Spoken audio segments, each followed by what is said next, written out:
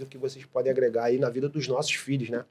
Aí, Acho que esse é o mais segura importante. mundo. Segura, porque olha, hoje a gente vai ter coisa. Me diz, Gida, você é um grande produtor, né? Você também Sim. é pai. O que você está vendo acontecer com essa nova geração aí em relação às redes? Bem preocupante, né, o que está acontecendo hoje na internet, né? A gente tem uma rede social hoje totalmente voltada a interesses escusos, né? Se você olhar algoritmo de Instagram, Meta, ou todas as redes sociais, uma rede social voltada ali com o intuito de venda, né? Você vê muita propaganda, e as pessoas que sabem usar dessas ferramentas têm usado isso para empurrar coisas na nossa geração, nos nossos filhos, que disfarçadamente a gente não percebe. Então, assim, você vê narrativas sendo criadas dentro da internet com intuitos específicos, e quem tem um conteúdo bom mesmo, quem pode agregar alguma coisa na vida dos nossos filhos, não está entendendo isso e estão se calando para que essas pessoas possam falar. O maior exemplo que eu posso dar, acho que nessa semana agora, é o Dia dos Namorados. Né? Você que não sabe, o Dia dos Namorados é uma estratégia, uma construção de narrativa criada para que aumente a venda no mês de junho. Né? Então foi criada na época pelo pai do Dória, né? Um cara que tinha um negócio, queria aumentar as vendas nesse mês, e ele conseguiu no mês de junho ser um mês onde escala absurdamente as vendas no mercado varejista, simplesmente porque ele criou a data do Dia dos Namorados, que não existia. Então tudo na internet é uma narrativa que você precisa saber construir. Então, qual é o grande problema hoje que a gente tem com nossos filhos? A gente tem grandes mentes pensantes construindo narrativas para levar nossos filhos para uma direção que muitas das vezes não é a correta, normalizando situações que para a gente não é normal, e os nossos filhos ali 24 horas por dia, sem saber que está sendo ali manipulado, sem saber que está sendo levado para uma área que ele nem imagina. Por que a importância desse conteúdo hoje? Para você que é pai, para você que é professor, para você não só saber como identificar isso na internet, como também você colocar o seu conhecimento da mesma forma para que os nossos filhos possam ter conteúdos de qualidade. E não mais conteúdos que levam ele cada vez mais para o abismo. Então, essa é a importância de vocês terem um podcast, essa é a importância dos pais e professores falarem na internet o que eles sabem, os princípios, os valores, para que possam mudar a nossa geração. Entendeu? Caramba, então, esse é o especialista. E só para concluir, finalizar, e a gente terminar esse assunto, não adianta só gravar, você tem que saber como gravar, a forma com que você vai falar. Porque se você não prender a atenção desse garoto, né, desse filho, prender a atenção da nossa geração, as pessoas do mal estão fazendo isso com muita excelência.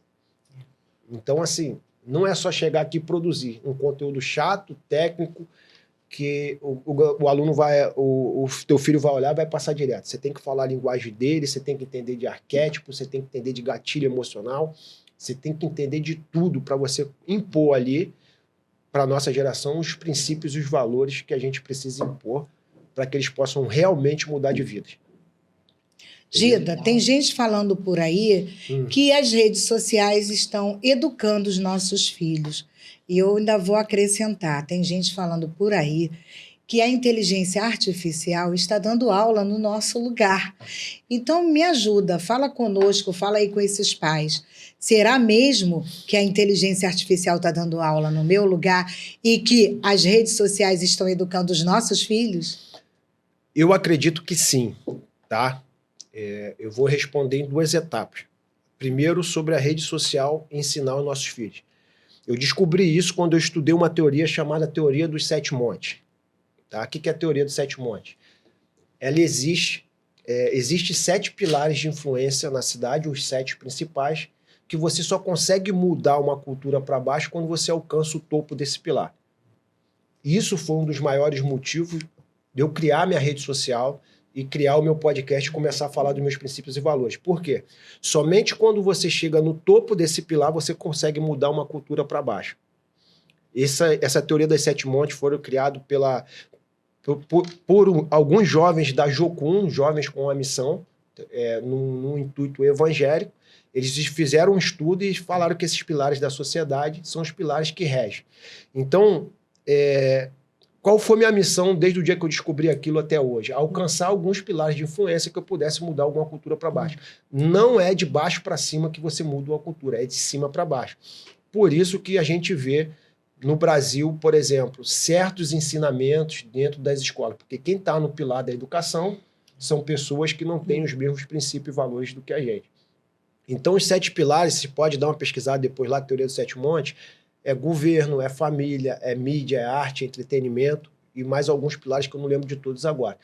Então, qual é a nossa missão como líderes, como professores, como pais? Formar pessoas com princípios e valores para alcançar o topo desses pilares. Ah, mas a gente não pode se envolver com política. Pode sim. Existem pessoas com chamado lindíssimos para governo, com princípios e valores que a gente acredita, que a gente tem que apoiar e botar lá em cima, para que ele possa trazer uma cultura diferente para baixo. Quem teve no pilar da mídia, do entretenimento, durante muito tempo, foi uma grande emissora de televisão, onde ela ditava moda. Se você olhar o que passava numa novela, os nossos filhos queriam usar. Por quê? Porque ela alcançou o topo desse pilar de influência. E quem a gente tem que colocar agora? Agora, com essa abertura do YouTube, né, da internet aberta, a gente tem o maior concorrente deles, que são os nossos canais. Por que que eu estou aqui hoje fazendo esse podcast com você, incentivando a pais, professores, alunos a fazerem os conteúdos que a gente acredita de valor? Porque se a gente não falar, para que o mal prospere, basta que o bom se cale. A pessoa boa não fale nada.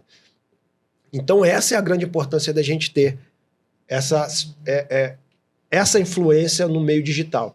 E respondendo sobre a IA, eu respondi essa pergunta para um advogado. Ele falou assim para mim: Fábio, você acha que a IA vai substituir o advogado? Eu falei que assim, não vai substituir o advogado. Mas o advogado que não souber usar a IA vai ser substituído.